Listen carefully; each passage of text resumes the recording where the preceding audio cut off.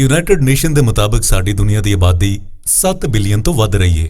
ਹੁਣ ਇੱਥੇ ਸਵਾਲ ਇਹ ਪੈਦਾ ਹੁੰਦਾ ਹੈ ਕਿ ਦੁਨੀਆ ਦੇ ਵਿੱਚ ਮਰਨ ਵਾਲਿਆਂ ਦੀ ਤਾਦਾਦ ਕਿੰਨੀ ਹੈ ਤੇ ਜਿਹੜੇ ਜਿਉਂਦੇ ਨੇ ਉਹਨਾਂ ਦੀ ਤਾਦਾਦ ਕਿੰਨੀ ਹੈ ਨਾ ਇੰਟਰਸਟਿੰਗ ਟਾਪਿਕ।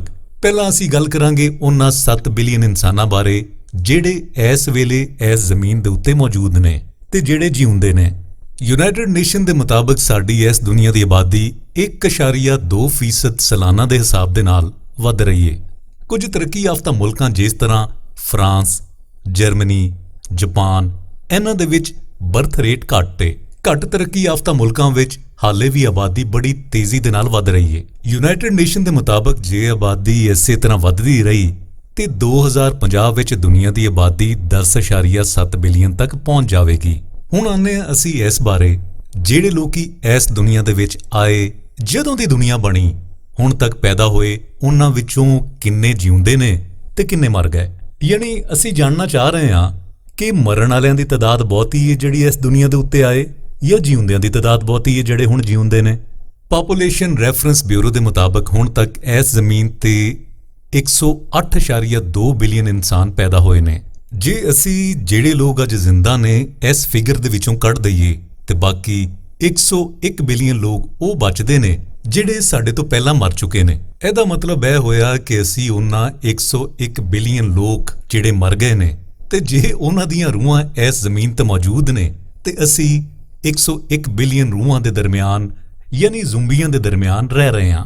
ਹੁਣ ਤੁਸੀਂ ਸੋਚਦੇ ਤਾਂ ਹੋਵੋਗੇ ਕਿ ਪਾਪੂਲੇਸ਼ਨ ਰੈਫਰੈਂਸ ਬਿਊਰੋ ਨੇ ਇਹ ਕੈਲਕੂਲੇਸ਼ਨ ਕਿਸ ਤਰ੍ਹਾਂ ਕੀਤੀ ਹੈ ਤੇ ਹੁਣ ਤੱਕ ਦੀ ਪਾਪੂਲੇਸ਼ਨ ਦਾ ਅੰਦਾਜ਼ਾ ਕਿਸ ਤਰ੍ਹਾਂ ਲਾਇਆ ਗਿਆ ਹੈ।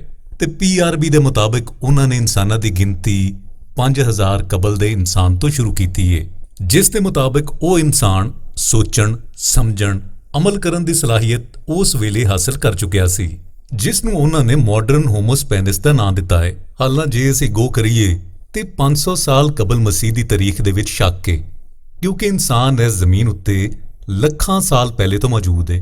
ਬਹਰਹਾਲ ਮਾਡਰਨ ਇਨਸਾਨ ਤੋਂ ਲੈ ਕੇ ਹੁਣ ਤੱਕ ਦੁਨੀਆ ਦੀ ਆਬਾਦੀ ਦੇ ਵਿੱਚ ਘਾਟਾ ਵਾਧਾ ਹੁੰਦਾ ਰਿਹਾ ਹੈ। ਸ਼ੁਰੂ ਦੇ ਵਿੱਚ ਮੌਸਮ ਦੀਆਂ ਤਬਦੀਲੀਆਂ, ਖੁਰਾਕ, ਬਿਮਾਰੀਆਂ ਤੇ ਇਹੋ ਜਿਹੀਆਂ ਬਹੁਤ ਸਾਰੀਆਂ ਸ਼ੈਵਾਂ ਦੇ ਨਾਲ ਬਹੁਤ ਸਾਰੇ ਲੋਕ ਮਰ ਗਏ। ਇਸੇ ਤਰ੍ਹਾਂ ਨਿਊਬੋਰਨ ਬੇਬੀਜ਼ ਦੇ ਮਰਨ ਦੀ ਤਾਦਾਦ ਵੀ ਬਹੁਤ ਜ਼ਿਆਦਾ ਹੈ। ਇਸੇ ਤਰ੍ਹਾਂ ਦਰਮਿਆਨ ਦੇ ਵਿੱਚ ਇੱਕ ਦੌਰ ਵੀ ਆਂਦਾ ਹੈ ਜਿਹਨੂੰ ਅਸੀਂ ਲੋਹੇ ਦਾ ਜ਼ਮਾਨਾ ਆਖਦੇ ਹਾਂ, ਯਾਨੀ ਇਨਸਾਨ ਲੋਹੇ ਦਾ ਇਸਤੇਮਾਲ ਸਿੱਖ ਚੁੱਕਿਆ ਸੀ ਤੇ ਨਾਲੇ ਉਹਦੇ ਤੋਂ ਔਜ਼ਾਰ ਤੇ ਹਥਿਆਰ ਵੀ ਬਣਾ ਰਿਹਾ ਸੀ। ਉਸ ਦੌਰ ਦੇ ਵਿੱਚ ਇੱਕ ਬਿਮਾਰੀ ਜਿਹਨੂੰ ਅਸੀਂ ਤਾਉਨ ਆਖਦੇ ਹਾਂ, ਇਸ ਬਿਮਾਰੀ ਨੇ ਜ਼ਮੀਨ ਤੇ ਬਹੁਤ ਸਾਰੇ ਇਨਸਾਨਾਂ ਦਾ ਸਫਾਇਆ ਕਰ ਛੱਡਿਆ।